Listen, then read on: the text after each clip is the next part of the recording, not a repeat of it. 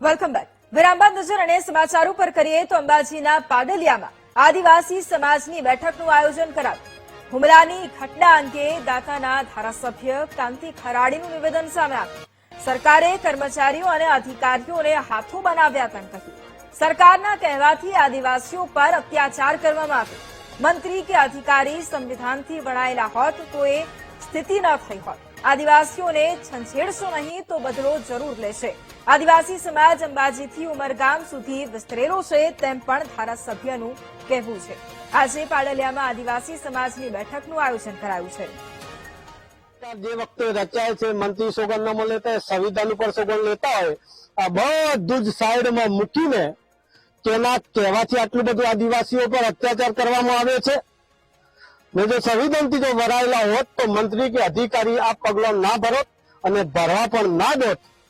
એટલા માટે કે એમને ખબર છે, મને ખબર છે, પણ આટલા હદે પોક્યા છે એટલે જરૂર અધિકારીઓને હાથો બનાવ્યા છે, અધિકારીઓને આઘા કર્યા છે.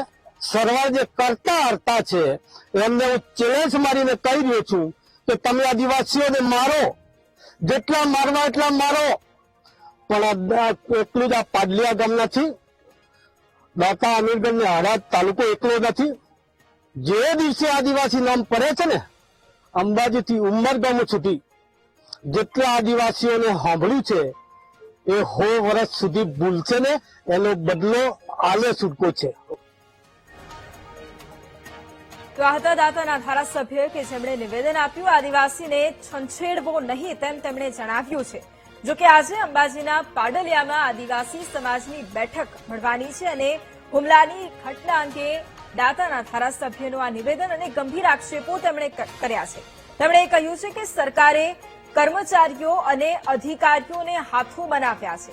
સરકારના કહેવાથી જ આદિવાસીઓ ઉપર અત્યાચાર કરવામાં આવ્યો છે. એવો ગંભીર આક્ષેપ તેમણે કહ્યું છે. સાથે તેમણે એ પણ કહ્યું છે કે મંત્રી કે પછી અધિકારી સંવિધાનથી વણાયેલા હોત તો આ સ્થિતિ ન થઈ હોત. પાડલિયામાં થયેલા પથ્થરમારા અને લાઠીચાર્જની જે ઘટના છે તેના બાદ છે આજે આદિવાસી સમાજના જે અગ્રણીઓ છે, પટેલો છે, તેમની મિટિંગ જે છે એક સભા જે છે પાડલિયા ખાતે યોજાઈ છે. જેમાં જે અહીંના ધારાસભ્ય છે કાંતિભાઈ ખરાડી સહિત જે અહીંના આગેવાનો છે, પટેલ છે, તે લોકો અહીંયા એકત્રિત થયા છે અને કહી શકાય કે જે ઘટનાની જગ્યા છે તેમનું નિરીક્ષણ કરશે અને ત્યાં કેટલું નુકસાન થયું છે, કયા પક્ષ દ્વારા કયા પક્ષની જે છે નુકસાન થયું છે અને શું પરિસ્થિતિ હાલ જે છે તેની સમીક્ષા કરવામાં આવશે અને ત્યારબાદ જે છે સરકાર સામે જે છે ઉગ્ર જે છે રજૂઆત કરવામાં આવશે. હાલમાં જે છે કાંતિભાઈ ખરાડી જે છે એ અહીંના જે આદિવાસી સમાજના અગ્રણીઓ છે તેમને સંબોધિત કરી રહ્યા છે અને ત્યારબાદ જે છે તેઓ પાડલિયાની જે ઘટના થઈ હતી આ ઘટના સ્થળે જશે અને ત્યારબાદ જે છે સરકાર સામે જે તે ઘટના છે તેની સાચી હકીકત રજૂ કરશે અને ન્યાય માટેની માંગણી કરશે. Akshay Bhatt, VTV news, Padaliya, Ambaji.